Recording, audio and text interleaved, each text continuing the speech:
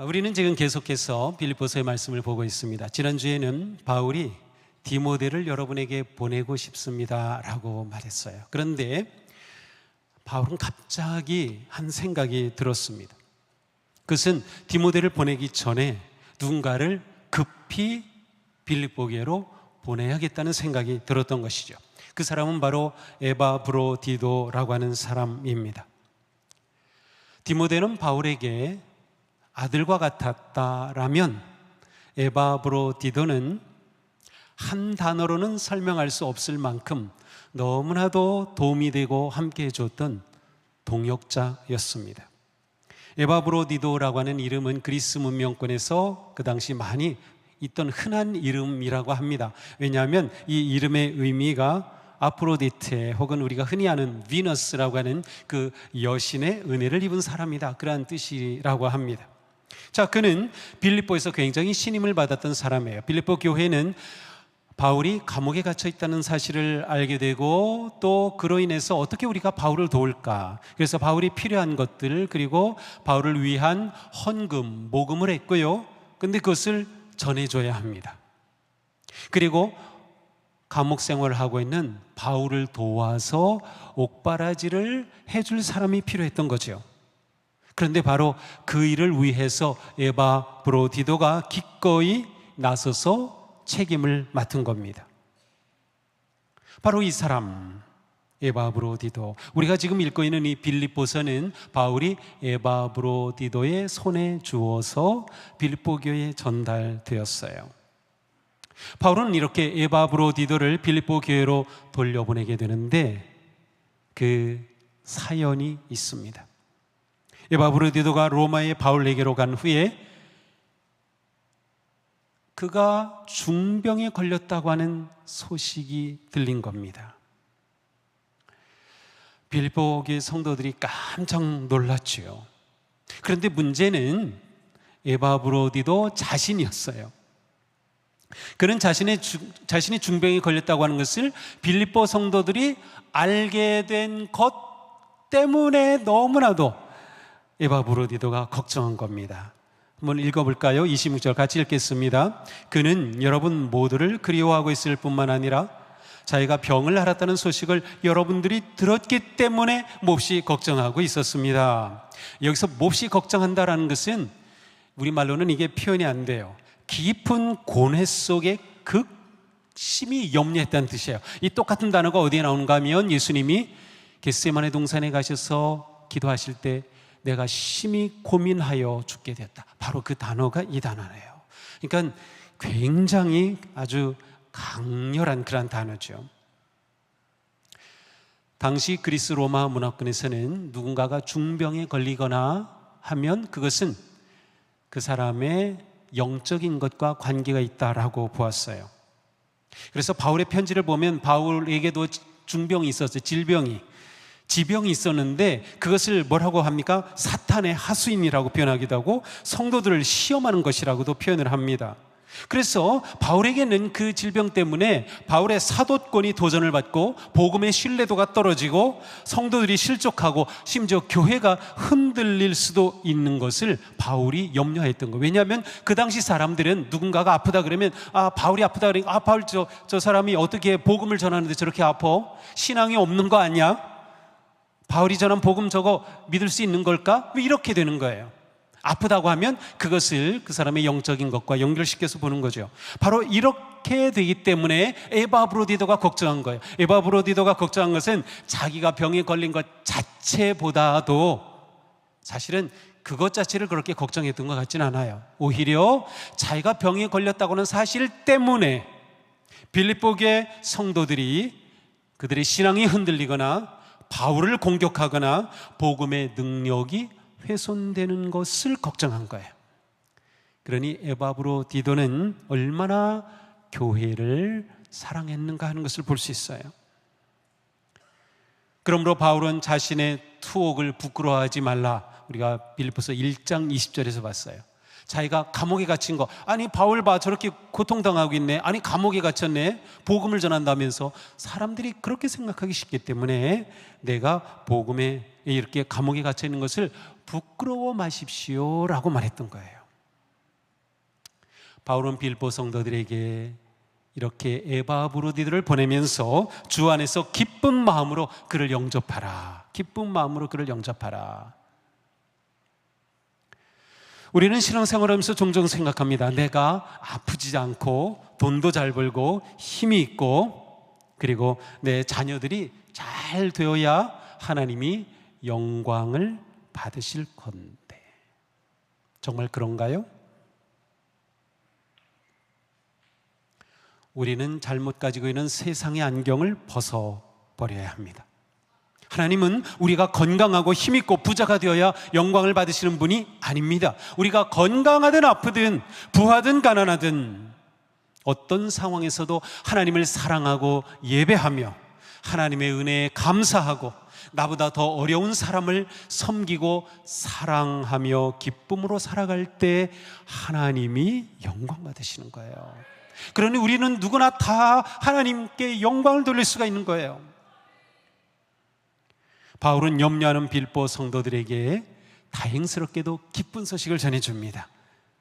에바브로디도의 병이 나았다는 거예요. 바울은 이렇게 말하죠. 사실 그는 병이 나서 죽을 뻔하였습니다. 그러나 하나님께서 그를 불쌍히 여기시고 그만이 아니라 나도 불쌍히 여기셔서 나에게 겹치는 근심이 생기지 않게 해 주셨습니다. 자, 바울로서는 자신을 도우려고 왔던 에바브로디도가 만약 병으로 죽는다면 이루 말할 수 없는 슬픔과 절망스러운 상황이 되었을 겁니다.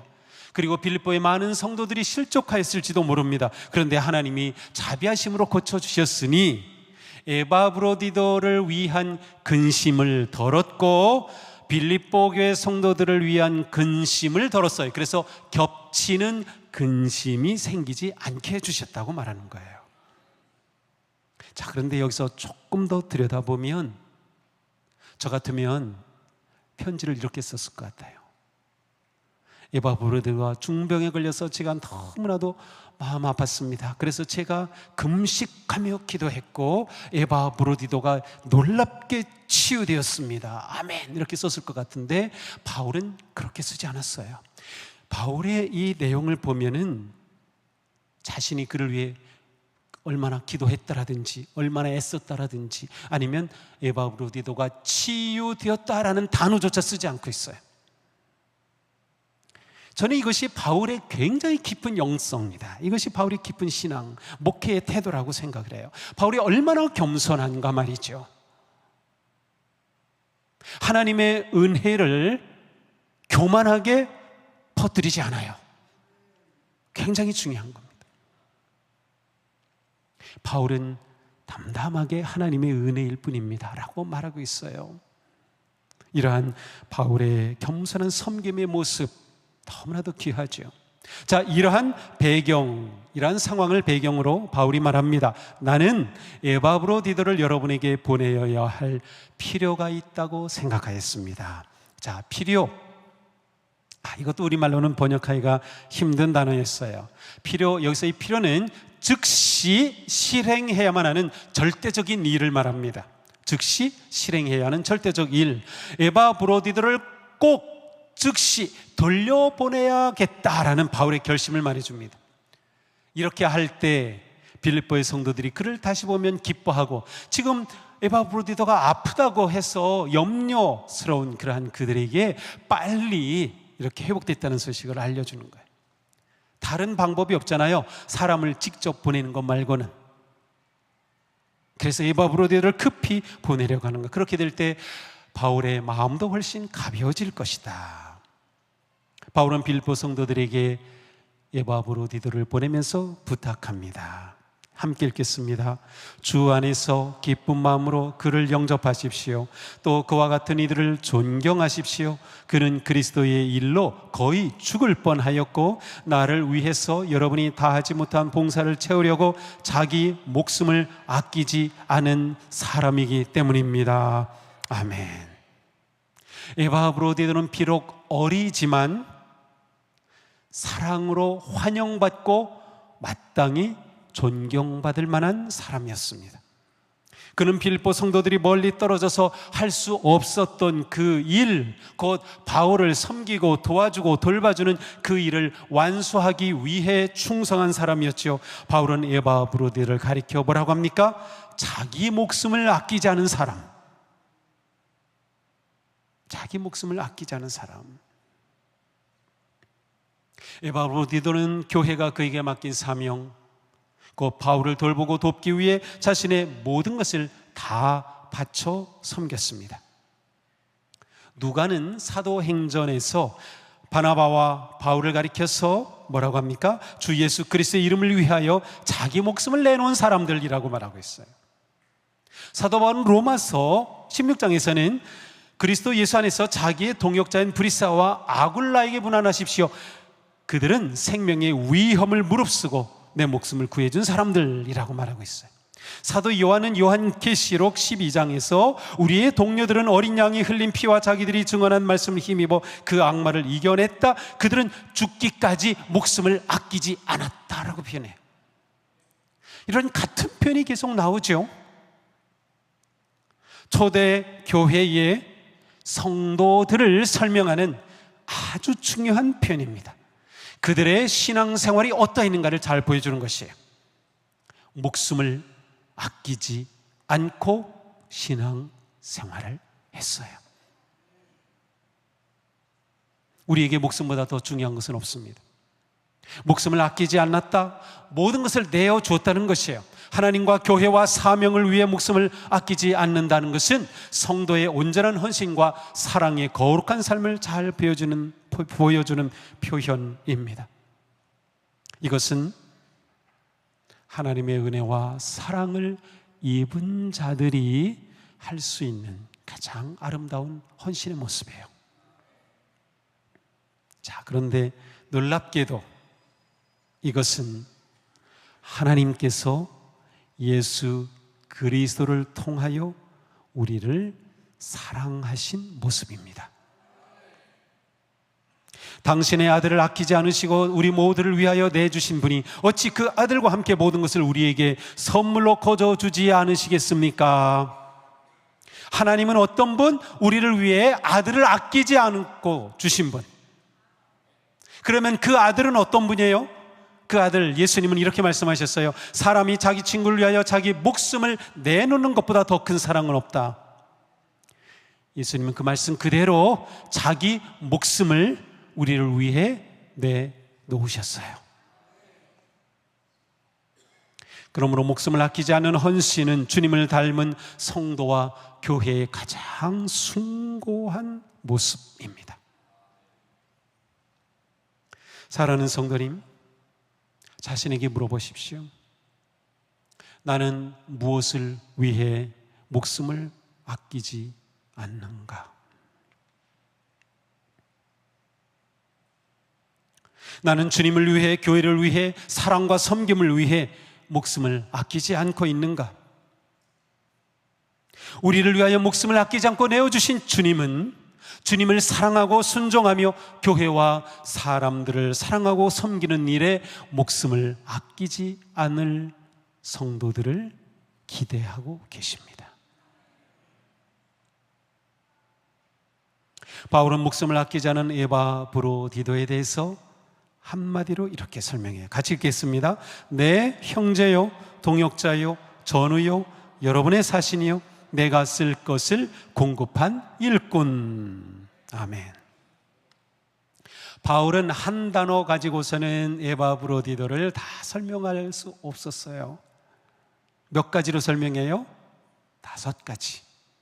내 형제요, 동역자요, 전우요, 사신이요, 일꾼. 우리는 여기서 에바브로디도의 진면모를 살펴볼 수 있어요.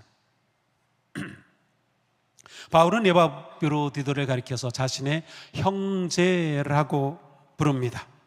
나이로 본다면 바울이 몇 번째 큰 형님이 되겠지요. 형제라는 것은 인간관계에서 부모와 자식관계와 함께 가장 친밀한 관계를 말합니다.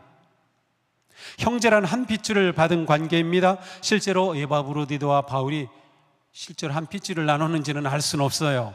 그러나 피보다 더 진한 관계가 바울과 에바브로디도의 관계였습니다. 이 두 사람의 형제가 된 것은 바로 예수 그리스도의 사랑으로 맺은 관계였기 때문입니다. 이들은 예수님의 보혈로 피를 나눈 형제가 된 것입니다.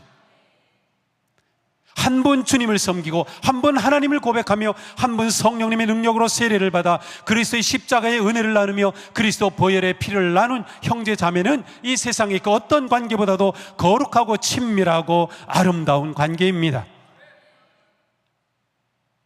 우리는 그리스도 안에서 형제 자매임을 잊으면 안 됩니다. 우리의 관계는 겉으로 맴도는 형식적인 관계가 아니라 그리스도 안에서 진정한 형제 자매가 되어야 합니다. 우리는 믿음의 식구인 우리들의 관계가 친밀하고 신실한 관계가 되기에 힘써야 합니다. 우리에게는 서로를 향해 열린 마음과 신실한 마음으로 형제 자매의 친밀한 관계를 이루어가야 할 의무와 책임이 있습니다. 의무입니다. 책임이에요. 특별히 소그룹에 참여하는 것이 필요합니다. 속회에 참여하고 성경 공부에 참여하고 사역팀에 참여하고 선교회에 참여하고 봉사에 참여하십시오. 뜨겁게 서로 사랑하는 형제자매의 복되고 아름다운 믿음과 사랑의 관계로 행복한 우리 교회가 되기를 축복합니다. 옆에 계신 분들이 정말 내 형제자매로 느껴지나요? 자, 기회를 드릴게요. 보시면서 내 형제님, 내 자매님 사랑합니다. 그렇게 한번 해보세요.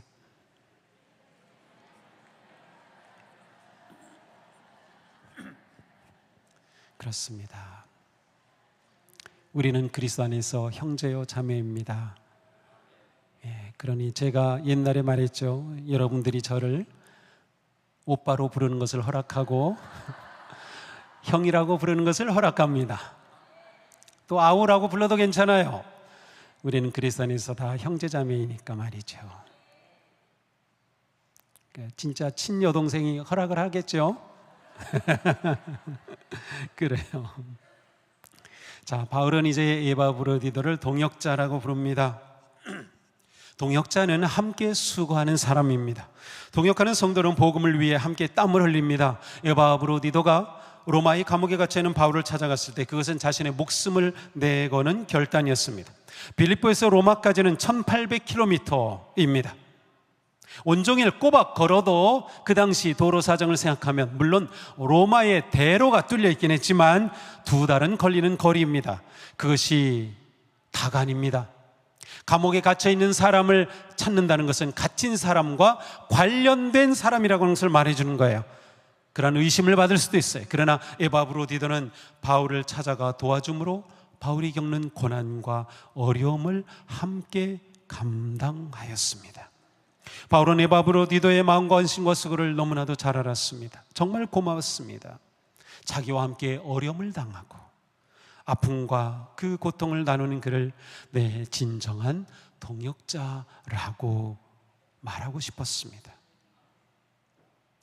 믿음의 사람은 언제나 동역합니다.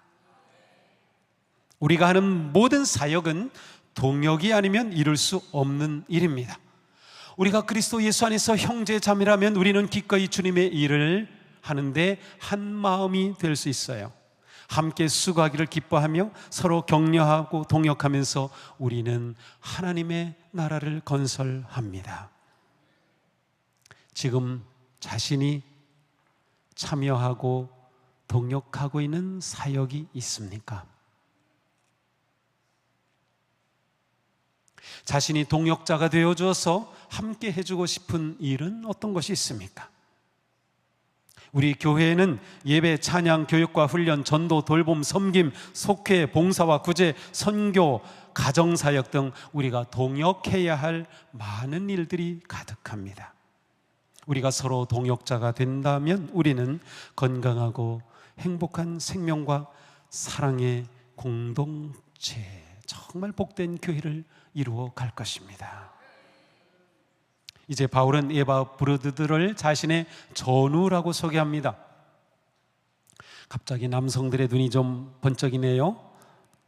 전우는 전장에서 승리하기 위해 전투를 함께하는 군인 동료를 말합니다. 그러니 바울과 에바브로디도는 주님의 복음을 위해 함께 싸우는 전우였습니다. 복음의 전우들에게는 누가 사령관입니까? 예수 그리스도이십니다. 그리스도의 전우에게는 공동의 목표와 공동의 적이 있습니다. 우리의 공동의 목표는 하나님의 나라입니다. 복음의 승리입니다. 우리가 주님을 알고 주님을 전하고 주님을 높이며 하나님을 기쁘시게 사람을 복되게 세상을 평화롭게 하는 것이 우리의 공동의 사명입니다. 우리의 적은 모든 악의 세력입니다. 죄의 세력이 우리의 적입니다. 제가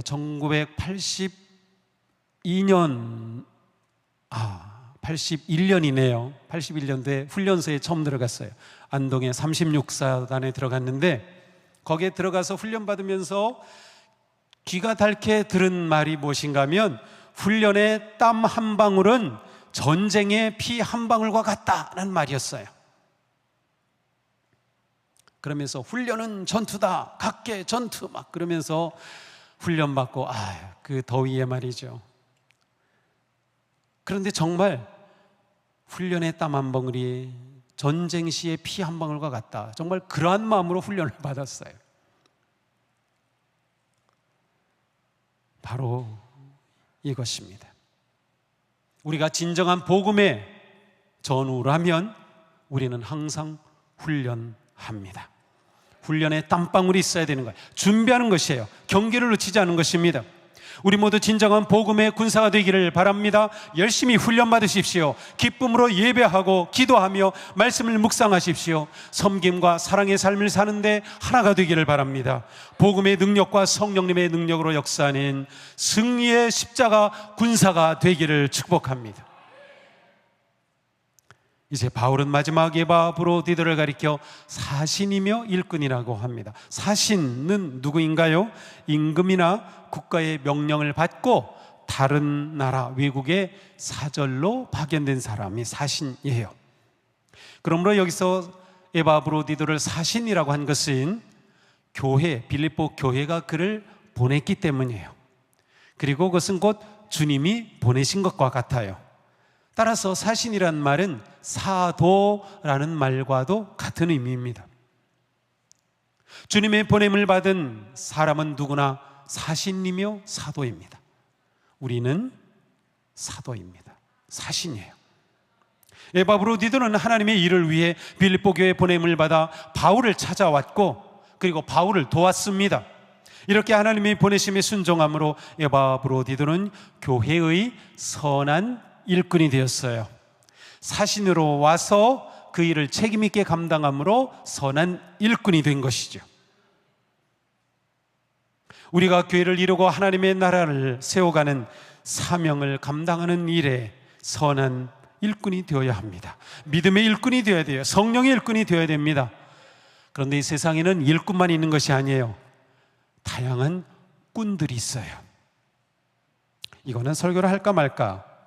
왜냐면 이거 얘기하면은 괜히 필요 없는 거를 얘기하는 것 같았어요. 여러분의 요청대로 할게요. 할까요 말까요? 해요. 좋아요. 자, 이 세상에 다양한 꾼이 있는데 구경꾼이 있어요.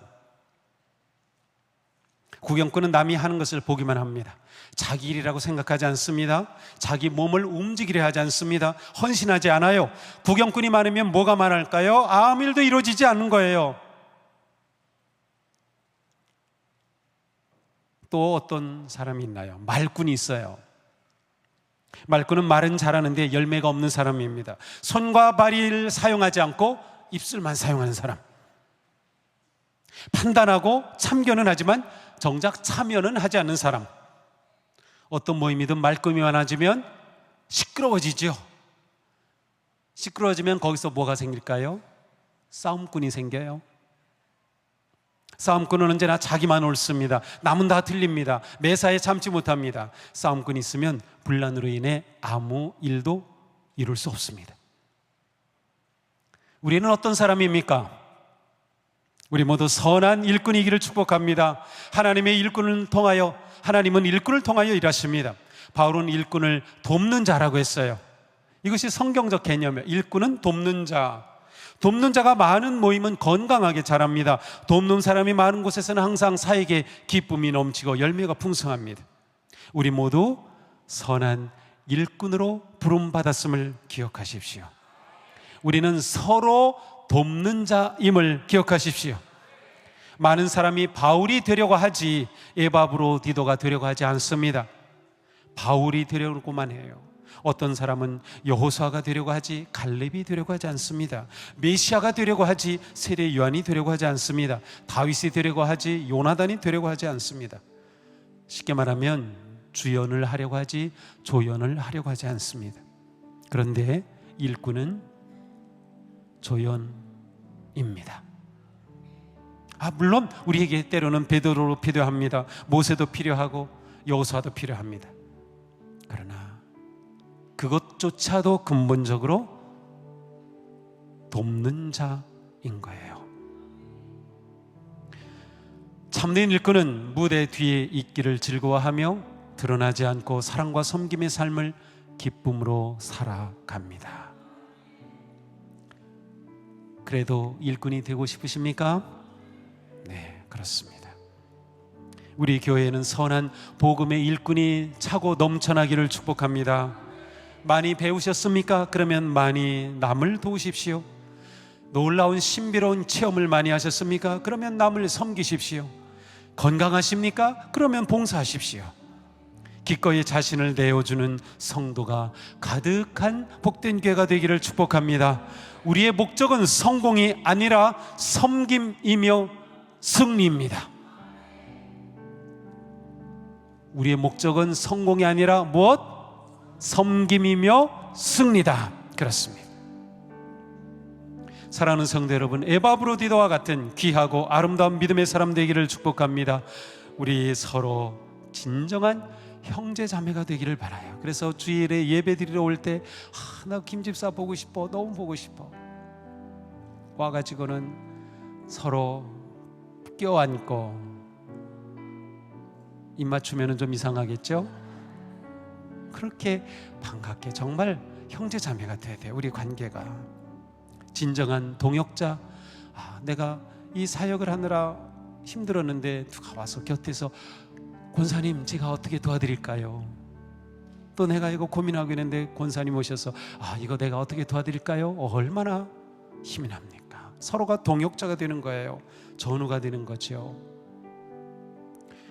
우리 모두 주님을 위해, 서로를 위해 목숨을 아끼지 않는 거룩하고 아름다운 성도가 되기를 축복합니다. 기도합시다.